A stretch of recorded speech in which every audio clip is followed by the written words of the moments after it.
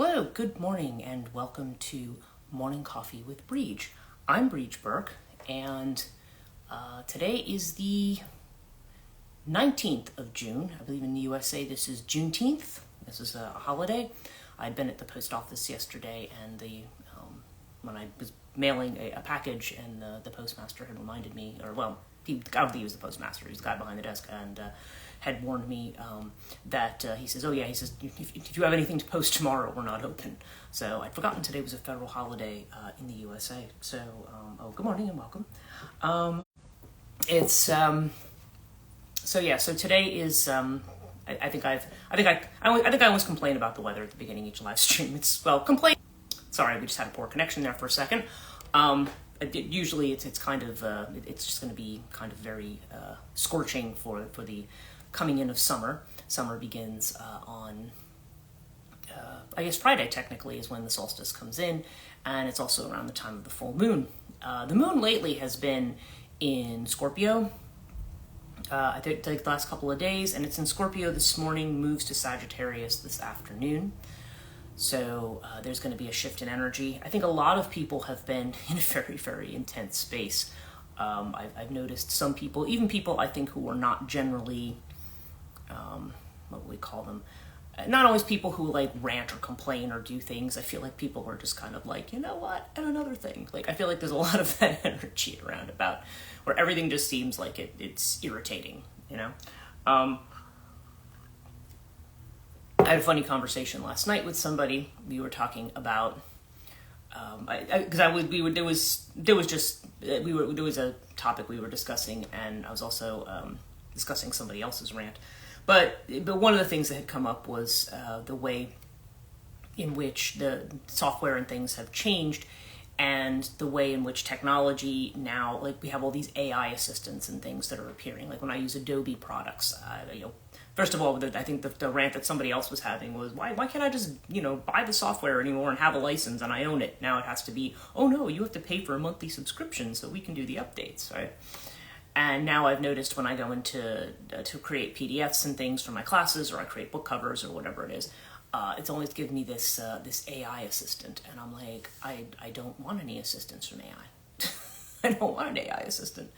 And I don't even like Siri on my phone. Okay, I have an iPhone. I don't even like Siri, and I remember I had a moment. I have a lot of Mars energy in my chart, so I had a moment where I forget what Siri either was doing or wasn't doing or wasn't under. And finally, I said a bunch of very not nice things to Siri, and Siri actually said back to me, "That wasn't nice." Siri can say that, and so I said a bunch of other not nice things. Good morning, Sam. I said a bunch of other not nice things to Siri, and then I said, you know what, your job is terminated. I just went in and good morning, Alex, and I went in and hit the turn Siri off on my phone. Yes, you can do that, and I hope future iterations. I'm not excited about the fact that both new Macs and new PCs seem to going to have built-in AI. I heard that someone said, if you have an Apple Watch or something, which I don't, but if you have one.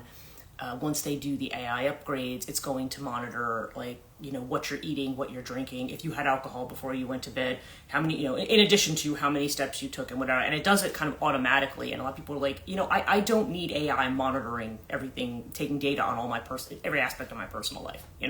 It's just, it's getting very, very invasive in that way. So I immediately look for the settings that allow me to turn that off. And if they, yeah, exactly. I was just like, when I heard that, I was just like, did somebody ask for this feature? I mean, why is this suddenly being built in? But they're building in a lot of this stuff. And so to me, I just, I have literally gone into when the AI assistant keeps bugging me, I'm just like, I literally just either type in or shout not very nice things at it. Things I'll keep family friendly on this live stream. But sometimes I don't have a whole lot of patience for that kind of stuff, and I'm just like, just leave me alone,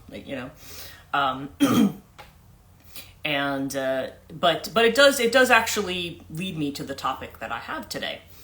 Somebody had posted a meme the other day, and it was or it was really maybe it was more just somebody's Twitter comment that was kind of, yeah, not my thing, totally get it. Yeah, I think it's not a lot of people's thing. A lot of people are annoyed that, say, things that are even done here on Instagram, like all this material, could be incorporated into AI somehow, because that's now what they're doing. And supposedly there's a place where you can go opt out, but a friend of mine who's a frequent TikTok user has said that you can't you can't do that. Like, that there's a website where you can go and you can say you can opt out. And I'm truthfully, that almost makes me wonder if it's really such a real thing.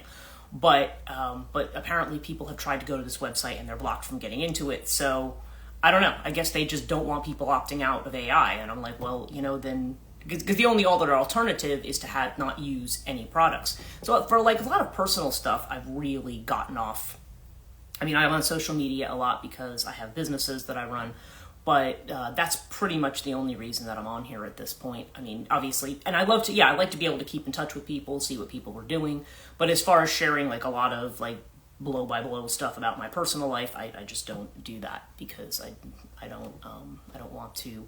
I don't need AI, making copying my identity somewhere and doing something with it.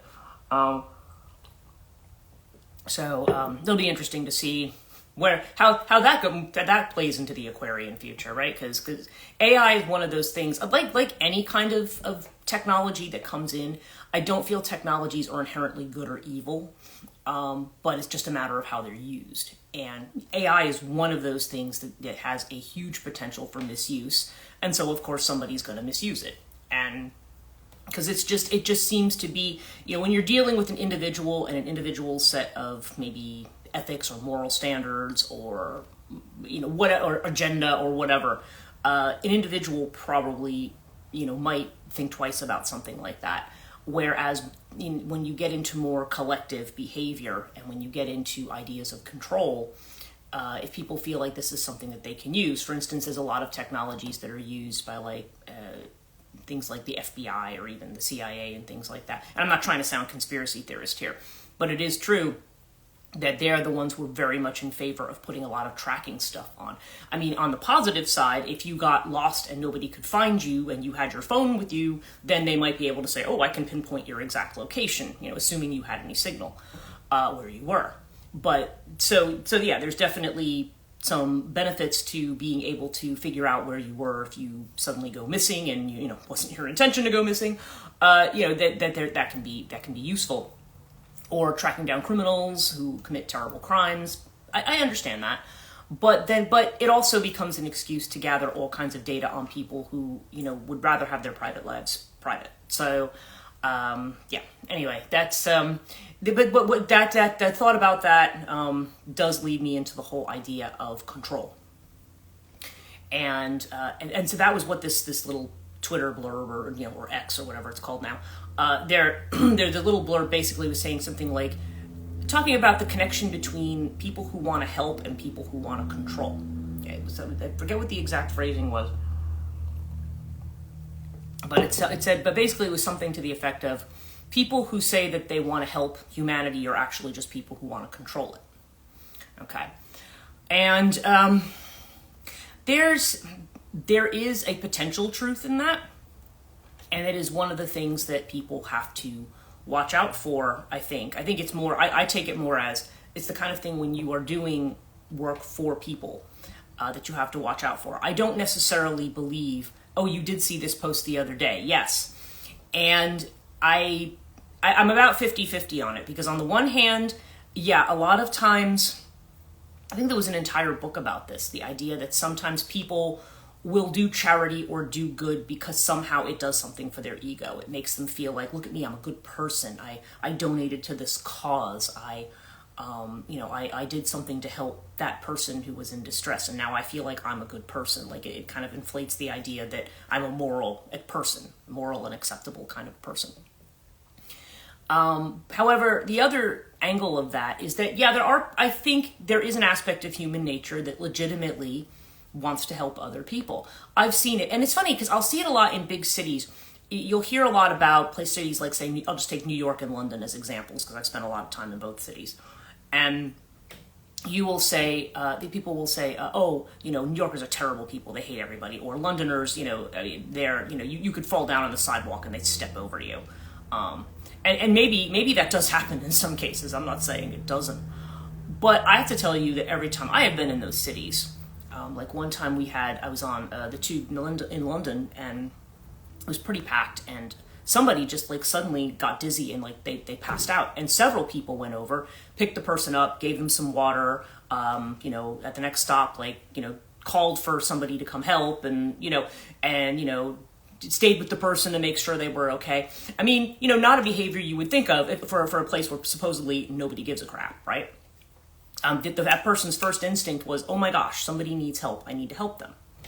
If we think about massive disasters like 9/11 in New York, there were a lot of, there's a lot of behavior at that time that was very, I don't know. I don't even know what adjective I want to use for it. But with the people, like if they were missing loved ones and couldn't find them, people would say, "Oh yeah, I saw them," and then they'd laugh and like pull it, like it was a joke to them that this person was looking for their missing relative or something. I mean, yes, there are people like that out there, unfortunately. But there was also people who just sort of wanted to rush in and help people in any way that they could, like just suddenly opening up. You have a situation where people say, okay, my response is to open up my home, make sure the person has what they need, so on and so forth. There is a lot of that behavior in humanity. It's not gone. It's not dead. And I think some of it, and if some of it has to do with ourselves, some of it, there was the old thing that they always taught me. I mean, growing up, I heard it constantly. And I don't think it's simply, and I don't know that necessarily has a biblical origin. There is an aspect of it. There is that expression, love thy neighbor as thyself, right? That's one of Jesus's expressions.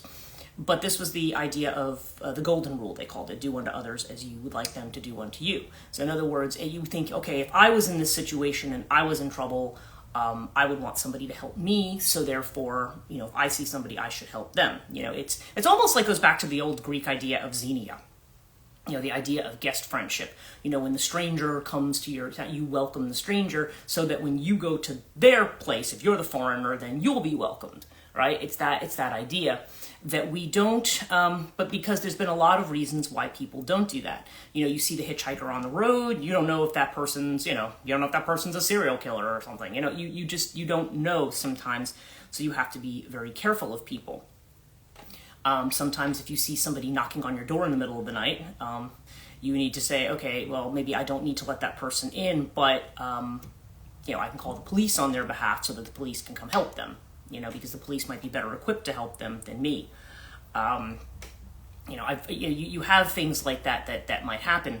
But yeah, because there's a trust factor in society. We feel, because we live in a society where a lot of people are kind of out for their own thing, you never know if somebody is there to, we always kind of assume that everybody has the worst intentions.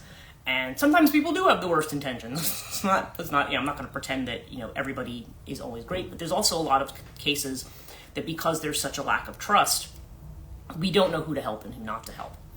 Now, within the context of the kind of work that I do, because I would say, because you might say, okay, I've gotten out of the whole business of working, university, government, corporate, like that kind of stuff, to do my own thing. And yeah, I'm doing my own thing, and I have to make money at it. As I said, love to do all of it for free, but I have to also make a living, and I find that I can't balance doing a full-time job, doing technology or something else, and also doing this. So yeah, so this is something that it's just more. It's less about trying to get rich than just Maslow's hierarchy. I'm just trying to meet the basics and eventually be able to meet some of my financial goals, right? But when it comes to actual coaching and coaching practice, this is one of those areas where I feel like that warning from that particular meme, that idea of the helpers may want to be controllers, that's where we see this kind of spectrum. And okay, so on one end of the spectrum, you have people. A lot of therapists, the way they're trained today is they're trained to be totally hands-off. Okay, they're totally hands-off the client. So while the client may express to them something that that concerns them, okay, or something that is a pattern or behavior, that the therapist might be able to suggest techniques to be able to deal with that. Might say, okay, well, maybe you want to try. Oftentimes they're cognitive techniques, ways in which to adjust your thinking, or ways to kind of stop and do certain things when you're in certain stressful situations. You can have things like that. Now, one thing's therapists and also coaches, because I have taken coaching training, and one of the things that we've always were exhorted was like, you want to be empathetic, but not too empathetic, in the sense of, and I don't mean like, in other words, you have to know where to draw the line. And it's not because it's saying you have to turn off and not care about this person. It has to do with the fact that that person is a free person. And ultimately, a person can tell you about something going on, and you can, oftentimes, the role of the coach is to listen. Your role is to listen and to say, okay, I'm listening to what you're telling me here. If I can relate anything, then you don't want to talk too much about your own experience either, but it's just kind of like, if there's something that you can relate to in their experience, to either validate or, or help them see this, see kind of another perspective on it, then that might be helpful. But generally speaking, you let them talk and you kind of reflect back you're just basically acting almost like as a mirror. Okay.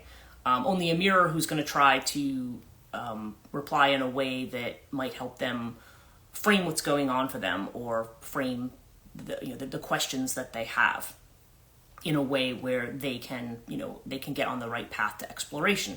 That's why when I do coaching, I don't go in and promise people like, oh, come coach with me, and you'll follow these 3 steps and everything in your life's going to be perfect after that. And because I don't know about anybody, if anybody ever says that, that's highly questionable.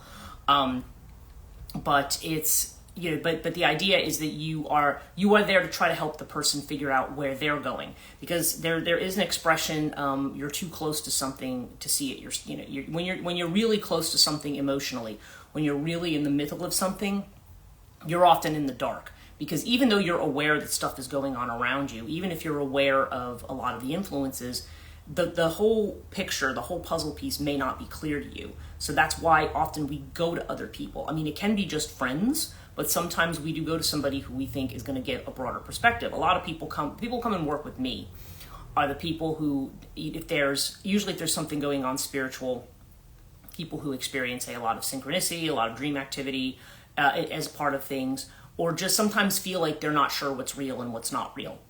I find that I end up working with people to say, okay, well, what's going on here? What's the bridge here? Because if you're working through a transition, there's all kinds of things around you that show you what the bridge is, that show you, how you're bridging to the next phase of your life, whatever that is. Now, mind you, I can't always tell you what that phase is. Okay, I can't always say, oh, it's this, or oh, it's that, because I don't necessarily know what's next in anybody's life more than anybody else. I can do a reading on it and I can say, okay, this appears to be the direction you're going in. But the idea is to help try to interpret what the guide signs are. And that's something I'm pretty good at that, because like I said, I've done years of study of psych of myth, psych of religion, and that's what I've taught for many years as well. So I have kind of a natural proclivity to being able to, which is why I'm offering a dream analysis class now. I've had people ask me a lot. I get a lot of messages about dreams, so I'm like, okay, well, I'm going to do a class kind of giving people a framework for how to figure that out.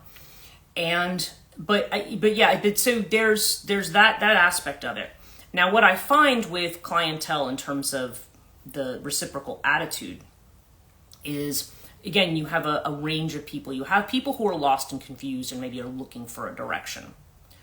And sometimes all they want from me is validation that they're not crazy, that they're seeing something the right way, that, I just need somebody else to validate that I'm not, going off and, into some, going off the deep end in some regard.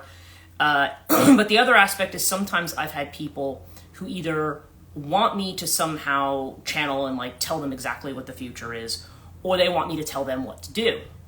And that is something that I really I can never do, really, in the sense that, I do channeling and so forth, but a lot of you'll find that a lot of times channeled messages, sometimes they can be very direct, but a lot of times they're very cryptic too. And it's like, it's not always clear. That's the way ancient oracles were too. You get a message and it was like, okay, you have to kind of figure out what direction it's telling you to go in. And not always the direction you think. It was like that old, there was an oracle at Delphi. It was a very famous one. And I think it was a king of Lydia. Was that what it was? It was something that was told by Solon, I think, where there was the king was told, if you basically wanted to know whether they should go to the war with this other nation, and they said, if you go to war, you will destroy a great city. And so that was interpreted as, okay, we're going to go destroy that city. We're going to go. As it turns out, they lost and they destroyed their own city. So it's like, the oracle was correct. It's just they didn't get the right side of it, And so, sometimes, like I said, sometimes you have to be very careful, which is why it's just better to kind of be in the moment and see what happens. Because even if you do a reading on something, things can change. You're reading for what set of circumstances you have right now. Things can totally, things can shift and change. And but again, if you're aware of the guide signs that are going on around you, then you might be better equipped to. You can overanalyze those too, but you might be better equipped to figure out that change. Okay, so basically, that gets down to freedom and responsibility when it comes to helping people. Some people do have a thing. I've referred to this in the past as the victim, savior, martyr trifecta. And I think it's especially a bugbear for me because I've seen it in my family. And so when I see people doing it, it's something that kind of... my inclination is to try to steer people away from it. But again, I have to be careful of how I do that. I can't tell people how to live their life. Okay, it's not my job to say, you have to change. Some people want you to be a little more authoritative with them than others. But at the same time, I don't want to be authoritative to the point of, okay, you had this big decision, I told you how to make that decision, and then you decided that wasn't the right decision, and now it's my fault, right? You don't want to be in that position either. And because ultimately, everybody has to be responsible for their own decisions.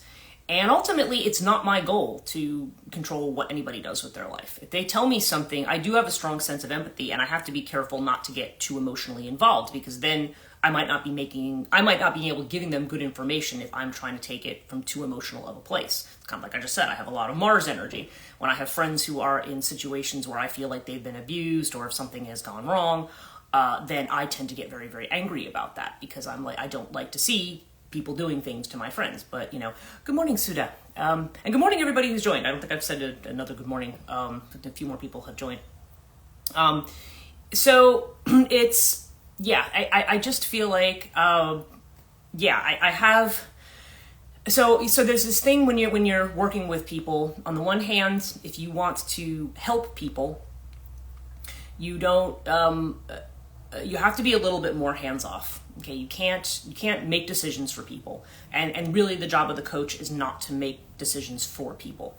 The job of the coach is to help people figure out what they're doing and where they're going, and helping them see. It's kind of like, oh, okay, you're experiencing these things, and this kind of, kind of from a more objective standpoint, this is what this sounds like. Or this might be similar to this, or, oh, maybe you want to read this text because this seems to be relevant. It seems to be, and again, it doesn't mean that the outcome of that particular situation is the outcome for that person. That has to be clear. But just if they're thinking about it in one particular way, it's kind of like, okay, well, did you think about it this way? And the people who get stuck in that victim, savior, martyr trifecta, which is one thing, it happens a lot, and that's where I feel like that gets back to the whole idea of control. I think that's where the control problem comes in, because a lot of times there are people, especially this happens a lot with women, because women, if you are somebody who is a mother, who wants to be a mother, okay, not everybody wants to be a mother, but if you do, let's just say you marry, you have kids, and women can be very, very protective of their children, okay, which is understandable. It's a natural instinct. But I think sometimes that impulse can go to the point where a woman may completely give up her identity for her children. Like all she identifies with is being mom, like almost identifies with the mother archetype to a degree that may not be beneficial to her own ego identity. And so what happens is as children get older and they get to be an age, obviously they graduate high school or whatever, they go on to college, or if they go on to college or university. I mean, I shouldn't make any assumptions there, but they go on, they do whatever their adult life is going to be. And obviously parents always want what's best for their kids. But sometimes some parents can go to the point of feeling like, okay, if their child decides that they want to go in a particular direction or makes a particular life choice, and the parents say, no, you can't make that life choice. That's not a safe one. That's not a secure one. You want to make this life choice because then, you'll be financially secure, or you'll have this or you have that. I have a lot of students who will tell me this, this is what I'd really like to do, but, my parents told me, no, this is what you have to do. And and the thing is, and then I'll see situations where people will be college graduates and then they'll have family who are continually I've known people who will work 4 jobs to kind of maintain their adult children, and I'm like, are your adult children they're living in your household? Are they contributing anything to your household? Oh, I can't ask anything of them. I have to be the one. I have to give myself up. And I'm like, do you? Because you're sick, you're falling apart, you're this, this is just a random example. I'm not picking on anybody, but this can happen where somebody is literally, but people, a lot of times the women will feel like, no, if to be a good mother, I have to give everything to my children. And I'm like, no, actually you don't. I mean, once your children are adults, the relationship really there should change. You should have an adult relationship with your parents, where now you're, now as that person's going through their adult milestones, where they can maybe turn and rely on your wisdom as a parent. Now I'm not a parent, but as you're going through different life things, like, hey mom, this kind of thing is happening. Oh yeah, that happened to me, and this is how it worked out for me, and this was my experience.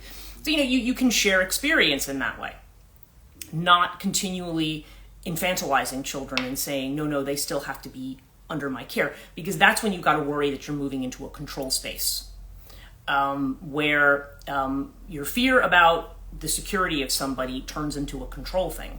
And you have to trust your children enough to say, you know what, they're grown-ups, they'll make decisions. They'll make good decisions for themselves.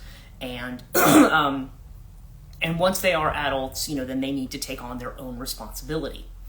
But sometimes that happens, and then when women become empty nesters, if all they've identified with is that, then they find that they still keep looking to their children for certain things when their children are building their own lives, because they've never built an identity of their own, and that's a hard thing. And so when I deal with those kind of situations, I have to say to the person, well, okay, let's just take the children out of the picture right now. Like, and understanding that this is the thing you've always liked to do, what do you feel inclined to explore? What do you do in your spare time? When you look for a distraction or a break, what do you look to?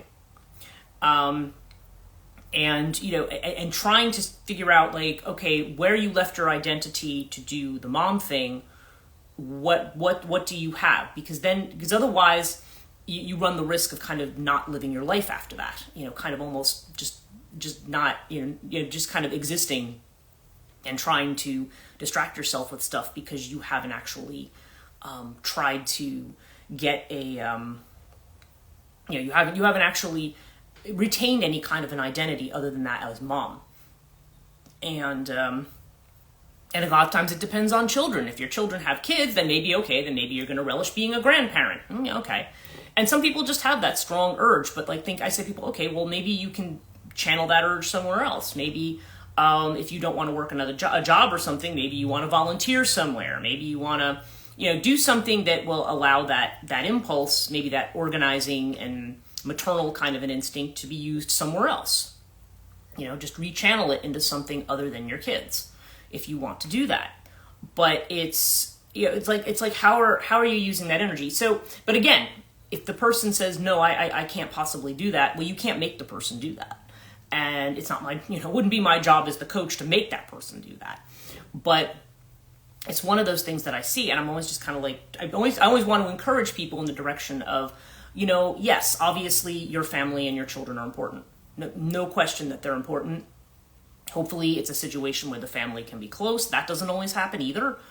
But then, so I say, okay, well then, but who are you? Like when you want to take time for yourself, who are you?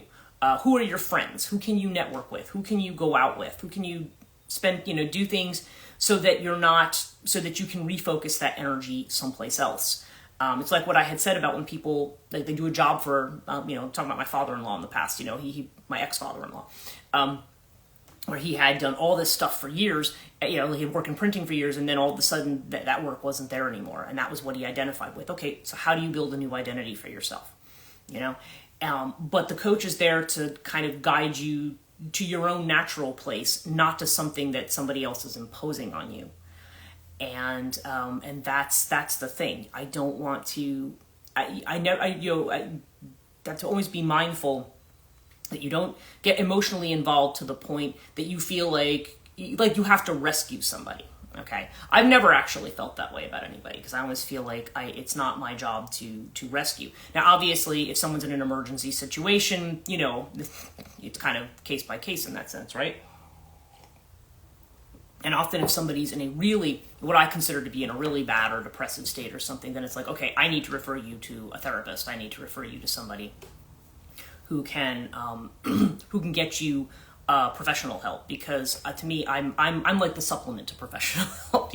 I'm not here claiming that I can do the job. I'm going to do the job of a therapist, but generally, because people when come into these crises, and the crises, as you get older and older, they're not just so much about I need another job or I need another place to live. Like they become more about bigger questions and about where people fit into things, and maybe quite, again, I teach religion, so sometimes people who are questioning their religion, well, yeah, I was raised this way and I always believed this, but now I don't know, and I feel like I'm not connected to my community anymore, and I don't feel this and I don't feel that. There's a lot of that kind of energy too that I deal with. But to me, when you help somebody is to show them what the path is. It's not or not.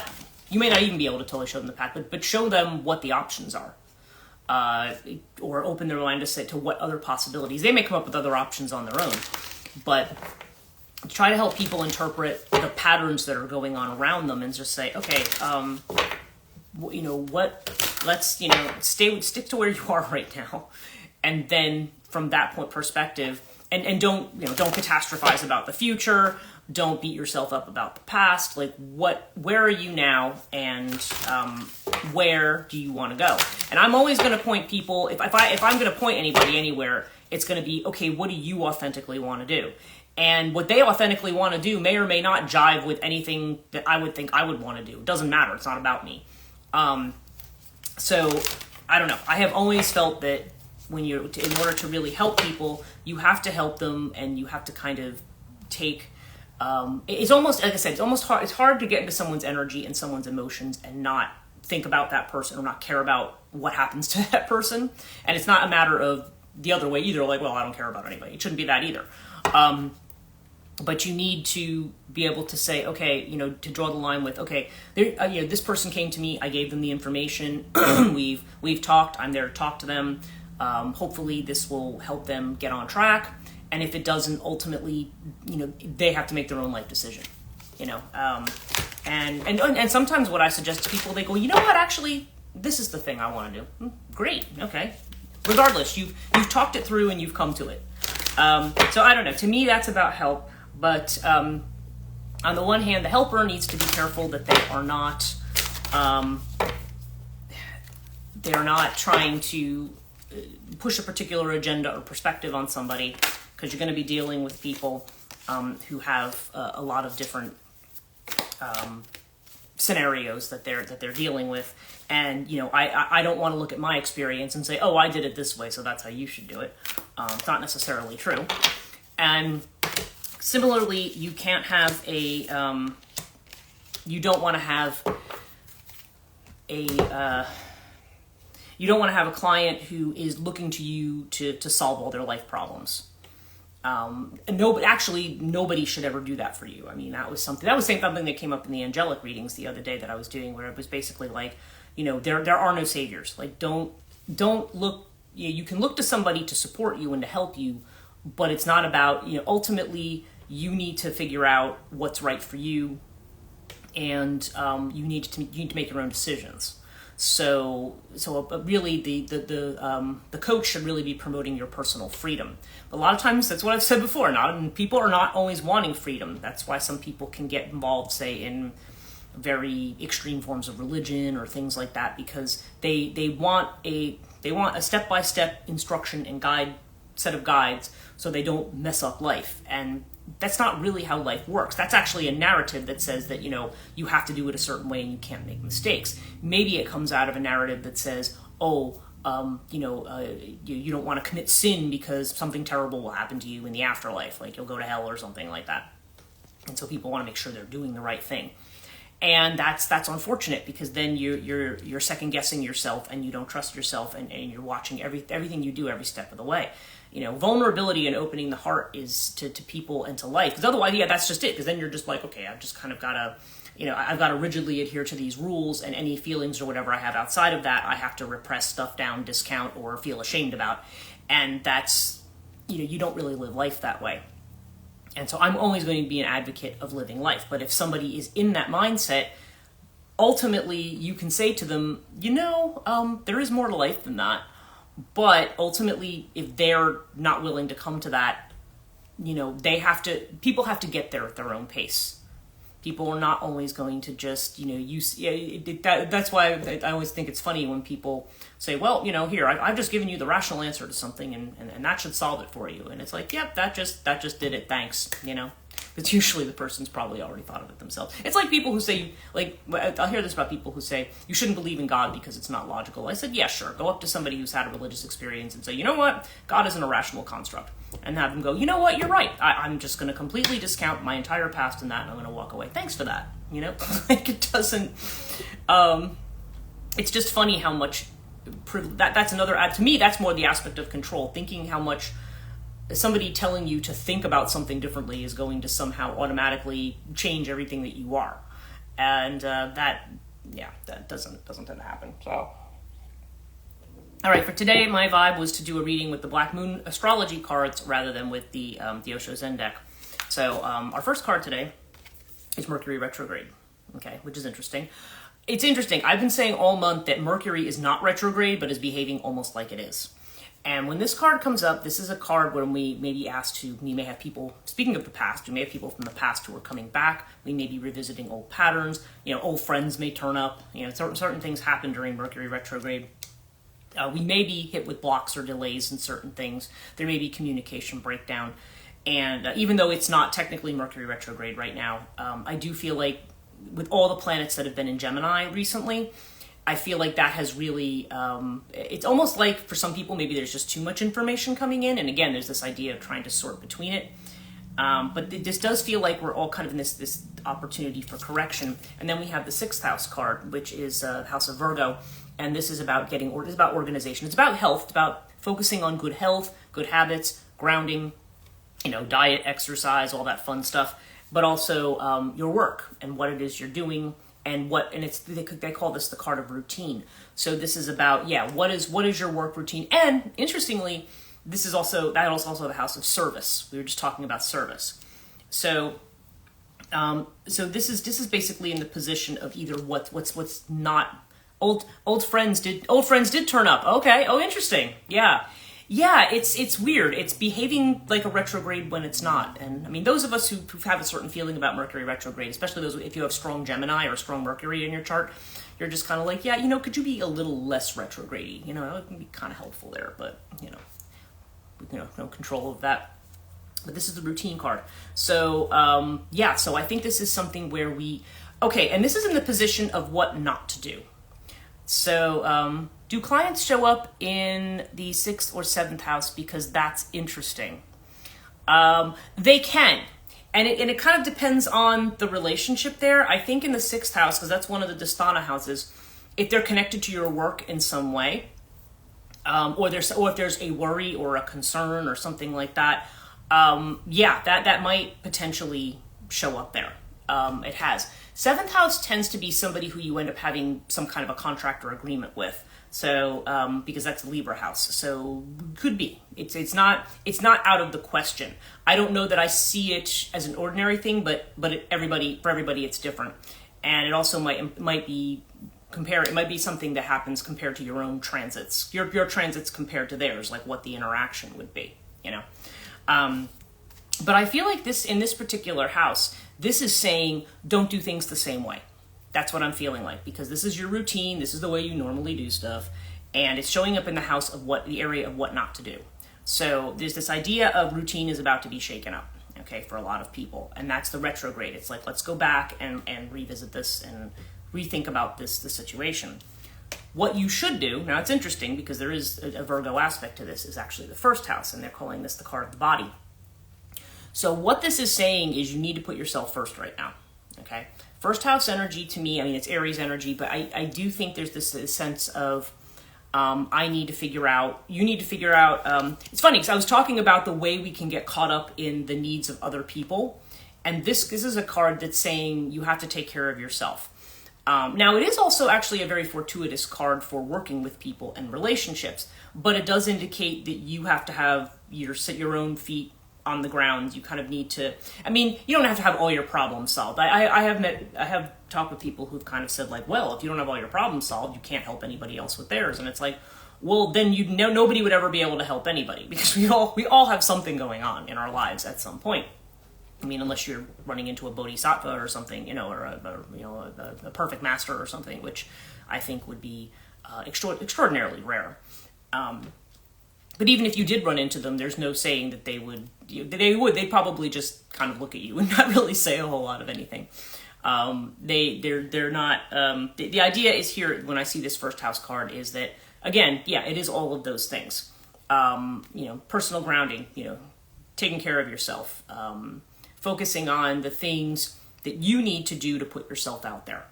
And it's not a card of selfishness. This is about ego identity. Oh my goodness, back to that, right? It's a card of ego identity. And not in a negative way. We always talk about ego identity like, oh, that person's full of ego. We're not talking about a narcissistic identity. We're talking about who are you, okay? That's what you want to focus on right now. Who are you? And the outcome is interesting here. We have the second house here. This is Taurus house. This is the house of money. And the meaning of this card is literally, you will own it. So I think this, for some people, this can get back to the conundrum of either, okay, because second house is a house of money primarily, I think, in our own personal finance. It's a house of our possessions and what we own. And it's also a house of values, okay? So that might, love it, you will own it. Yes, yeah, that's literally what it says. I love it when this card shows up, honestly. And of course, being Taurus, it's and especially since, being Taurus, like I said, financial security is always a thing on my mind. So this is saying, by focusing on yourself and what it is that you need to do, you will own it. You will have the security that you need. And that security is going to come from you being grounded in yourself and your own work and what you're doing. Not just in kind of mindlessly repeating a routine. I think that's what we're saying here. And so the Mercury retrograde energy, which is what the card is saying, it doesn't mean we're in Mercury retrograde, but it is saying that a lot of the Gemini energy right now, I think, is kind of trying to push us towards rethinking what it is that we're doing and how we're doing it. So I feel like, so with this, I feel like it's like we're rethinking what is it. And one thing I've gotten, and I think I did this the time that I mentioned that financial running the numbers reading that I had talked about and that I posted about probably last week at this point. I've lost track of time. But this may also be that energy of understanding your relationship to money too, like what you value. Because a lot of times we make our decisions based on that, and it's saying, no, you need to make your decisions based on who you are. Okay, so that seems to be the message of this today. So anyway, we're at 1:15, and I don't know. Maybe I should make these an hour. I don't know. 45 minutes seems to do it. But anyway, thank you guys so much for joining me. It's so good to see all of you here on the live stream. And as always, this will be on Instagram. It'll be on YouTube later today. I know I was a little behind putting them up in the last couple days, because the last couple days have been a bit strange. And then after I did yesterday morning's live stream, I was really, really, like, my body hurt. I had the worst headache. I kind of, other than getting a few errands done, canceled everything, but doing good today. You're welcome. I'm so glad you guys joined me, and I will be here. You're welcome. Thank you guys so much. And I will be here tomorrow morning, same time, if you care to join me. And I hope you all have a great rest of your Wednesday. So take care.